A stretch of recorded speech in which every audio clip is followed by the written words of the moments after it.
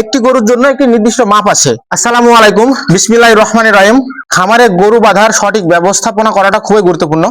আমি আমার খামারে গরু বাঁধার যে সিস্টেমটা বা পদ্ধতিটা অবলম্বন করছি সেটা হচ্ছে রিং পদ্ধতি। ফ্লোর লেভেল আসবে এ পর্যন্ত, মেঝে মেঝে এ পর্যন্ত ঢালাই হবে এবং গরু যখন শুয়ে পড়বে বালাটা এ পর্যন্ত নিচে নেমে আসবে। গরু যখন উঠে দাঁড়াবে তখন বালাটা সরাসরি একদম এই পর্যন্ত চলে আসবে। এটা কিন্তু শেষ গাঁথনি, এর উপরে আর গাঁথনি নাই। তো আপনাদের দেখায় চলুন। একটি গরু যেহেতু দুই পাশে বাঁধা থাকবে দুই রডের সঙ্গে, যদি 4 ফুট জায়গা দেন তাহলে মাঝখানে 3 ফিটে দুই পাশে 2টা রড যাবে গরু বাঁধার জন্য। এই ওয়াল গাঁথার সময় এই এই গর্তগুলো রেখে দিতে হবে এবং উপরে এসে শেষ মাথা যখন গাঁথা হবে তখন 2 ইট সরাসরি ফাঁকা রেখে দেবেন।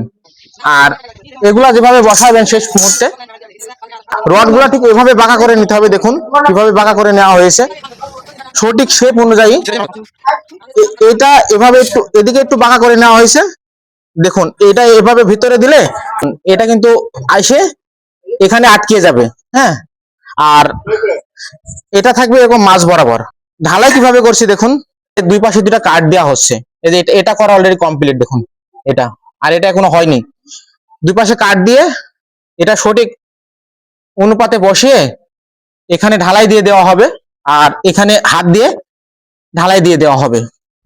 তাহলেই প্লাস্টার করার পর আরো 2 ইঞ্চি রডটি বাইরে থাকবে।